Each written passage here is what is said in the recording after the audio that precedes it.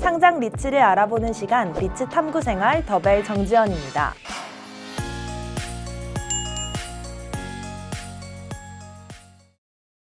최근 신한 리츠 운용에서 신한 알파 리츠와 신한 서부 T&D 리츠의 중단기 사업 계획을 발표했습니다. 이번 시간에는 국내 대표 상장 리츠인 신한 알파 리츠의 투자 전략과 성장 방향에 대해 직접 이야기 들어보려고 합니다. 신한 리츠 운용 상장 리츠 전략부 박광규 차장님 모셨습니다.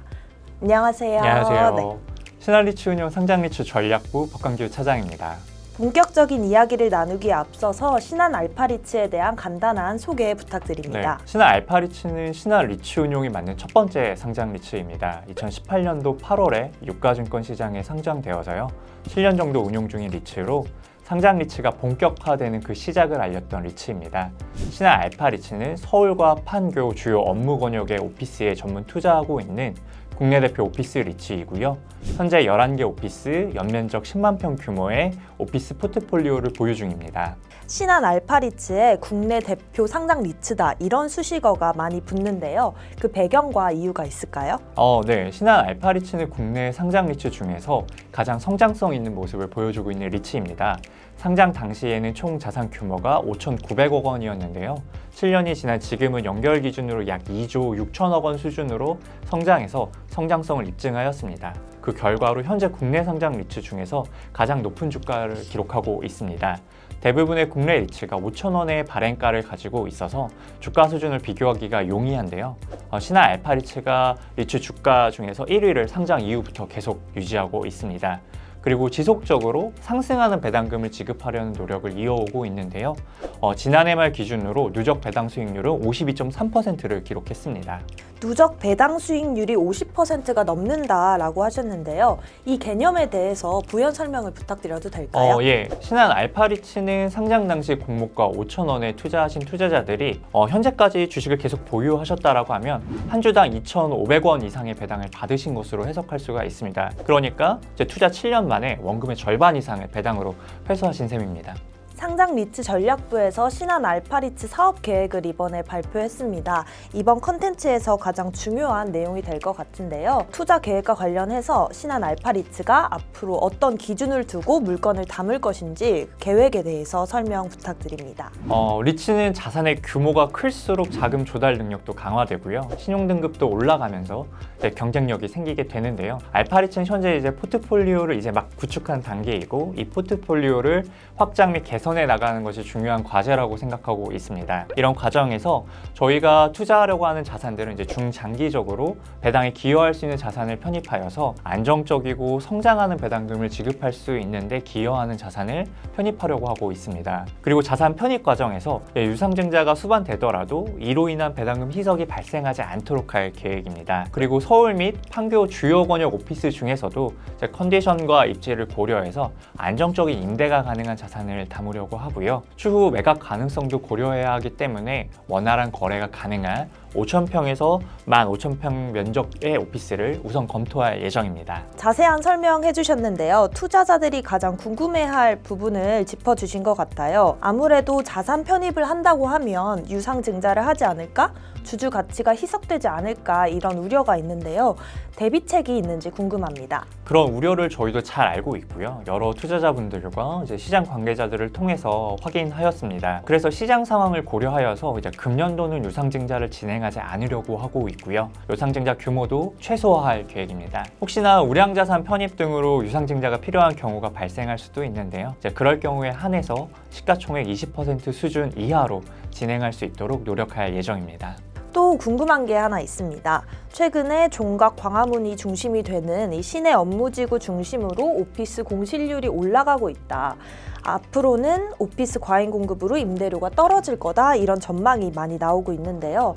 신한 알파 리츠가 아무래도 CBD 오피스를 많이 보유하고 있는 만큼 현재 임대 관리 상황이 궁금합니다.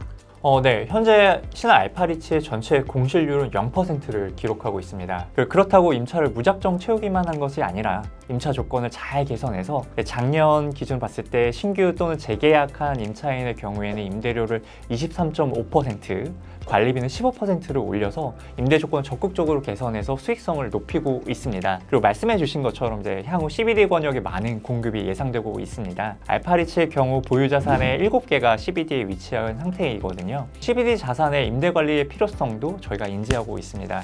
현재 임대 중인 주요 임차인들과 만기 전 조기 재계약을 추진해서요. 공급이 집중되는 시점에 공시를 최소화하려고 합니다. 네, 답변의 연장선에서 올해부터 연도별 임대 만기도래 규모에 대해서도 설명해 주시면 좋을 것 같아요. 네. 3년 이내에 48%의 면적이 만기 도래를 앞두고 있습니다. 저희는 해당 면적에 대해서도 적극적인 임대 조건 개선을 진행하려고 하고 있고요. 이를 통해서 임대 수익 증가가 기대되는 상황입니다.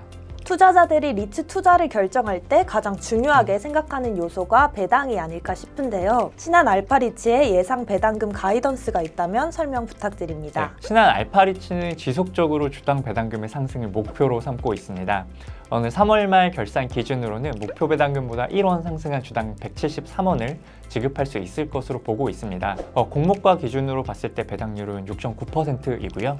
시가 기준 5,700원 기준으로 했을 때 배당률은 6% 정도입니다. 이후에도 계속 배당금을 높여서 27년도에는 180원대 배당금을 지급하는 것을 목표로 하고 있습니다. 네, 설명 감사드립니다. 배당에 대해서 더 궁금한 점이 있는데요. 금리 인상기다 보니까 다른 상장 리츠들을 봤을 때 차입금 만기나 변동금리 조건에 따라서 배당이 약속했던 것보다 하락하는 곳들도 있었습니다. 신한 알파리츠의 전체적인 차입 구조도 궁금합니다. 알파리츠 고정금리 대출 중 3,530억 원의 대출이 올해 만기가 도래하고요. 대부분 대출이 5.3% 정도의 금리의 대출입니다. 그런데 지금 시점의 오피스 선순위 담보 대출 금리가 3.9에서 4% 수준이기 때문에 올해 만기가 도래하는 3,530억 원에 대하여서는 1.3%포인트 낮은 수준의 대출로 대환이 가능할 것으로 판단하고 있으며 이를 통해서 연간 35억 원의 이자 비용을 낮출 수 있을 것으로 생각하고 있습니다. 그리고 변동금리 대출도 4,135억 원이나 됩니다. 다 CD금리에 연동되어 있고요. 전년 평균 대비해서 거의 0.8%포인트 가까이 CD금리가 내려와 있는 상황입니다. 그래서 이 부분에서도 이자 비용이 절감될 것으로 보이고요. CD금리가 0.1%포인트 내려올 때마다 연간 4억 원의 이자 비용이 절감될 것으로 기대하고 있습니다. 최근에 진행 중인 자산 편입건에 대해서도 설명이 필요할 것 같은데요. 강남 업무지구에 위치한 B&K 디지털 타워를 편입하는 것으로 알고 있습니다. 어떤 자산인지 설명 부탁드려도 될까요? 자산 편입을 추진하고 있는 B&K 디지털 타워는요, 강남역 역세권에 위치한 11,000평 규모의 오피스 빌딩입니다. 삼성타운 바로 인근에 위치하고 있는 자산이고요. 강남역 쪽에 가보셨다고 하면 한 번쯤 보셨을 만한 건물이라고 생각이 듭니다. 입지적으로는 교통 접근성이 매우 우수하고 향후 인근의 롯데칠성 부지 개발, 경부고속도로 지하 등 개발로 가치 상승 여력이 매우 높은 지역입니다. 저희가 B&K 디지털 타워를 평당 4,070만 원에 매입하게 되는데요. 인근 강남권역 거래 사례들을 본다라고 하면 평당 4천만 원 중반대를 넘어서는 수준입니다. 그래서 이런 점을 감안한다라고 했을 때 강남권역에서는 합리적인 가격 수준으로 거래가 이루어진다라고 생각하고 있습니다. 투자자들이 가장 우려하는 자산 편입을 하면 유상 증자를 하는 게 아니냐라는 우려가 있는데 어떻게 자금 조달을 마칠지 설명을 부탁드립니다.